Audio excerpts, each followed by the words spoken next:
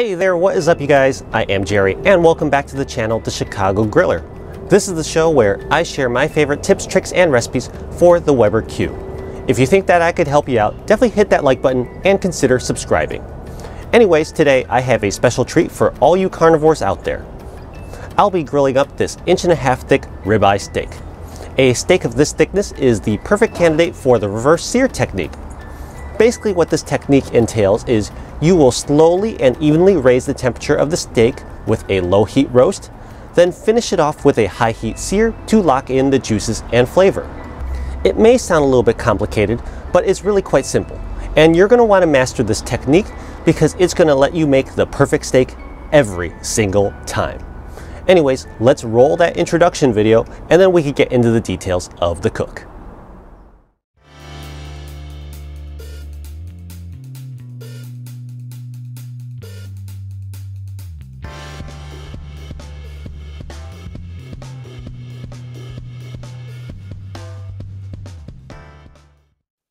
Today on the channel, we are going to be cooking up this bone-in ribeye, aka rib steak.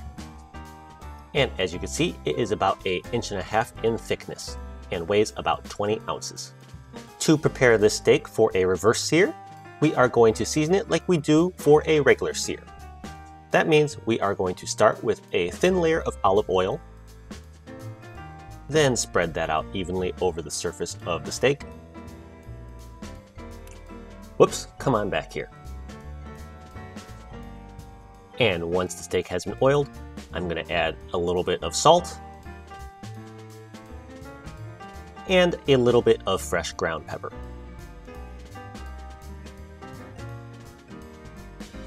There we go. And as usual, what you do on one side, you have to do to the other side. And you may have noticed I went very light on the seasonings on that first side.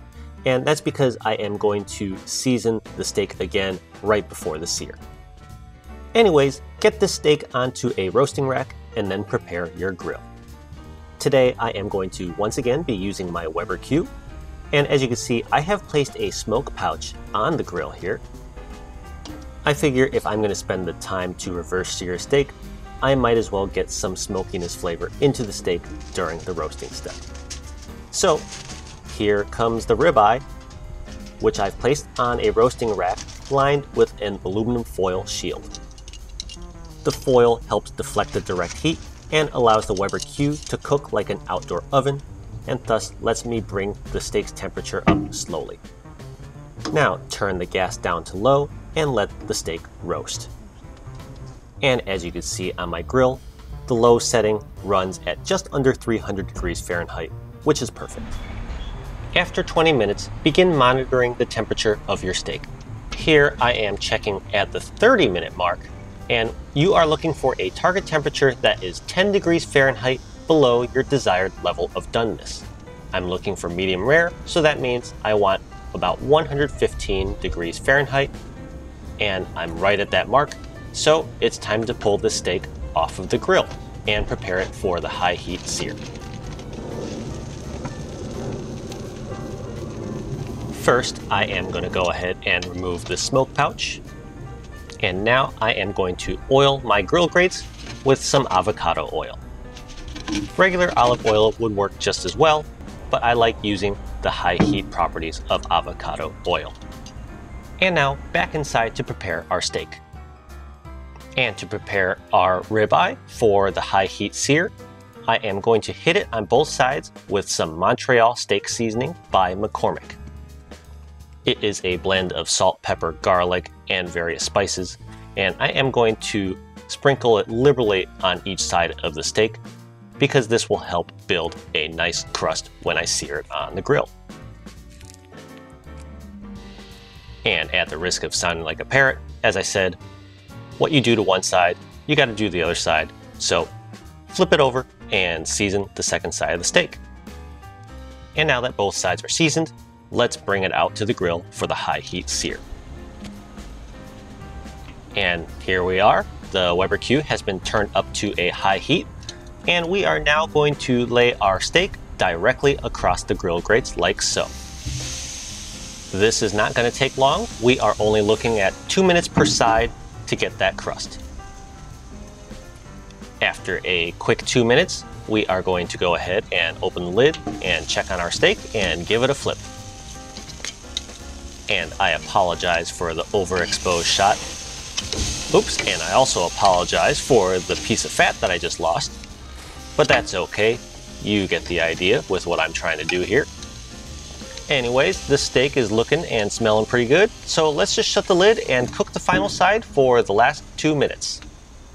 And here we are 2 minutes later for a total of 4 minutes of direct grilling time. We are ready to pull our ribeye off of the grill. Man, this is looking really, really good. Let's go ahead and get this inside and cut it open so I can show you what it looks like on the inside. And back in the comfort of home, I've grabbed my Made-in Santoku cookware knife and am going to cut directly into the center of this ribeye.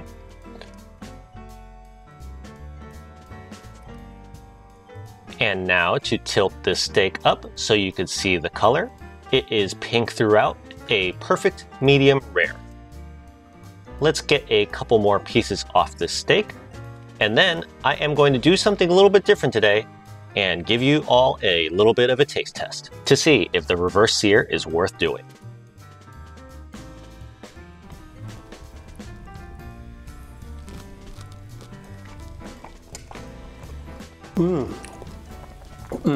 Okay, that is unbelievably delicious. That is so good.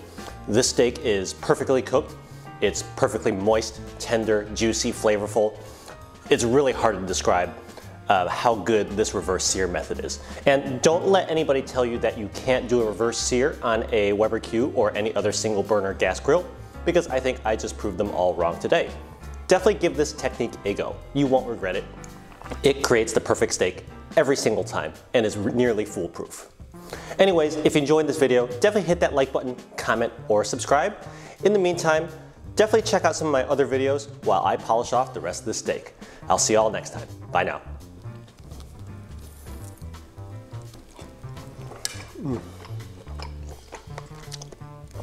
Unbelievable.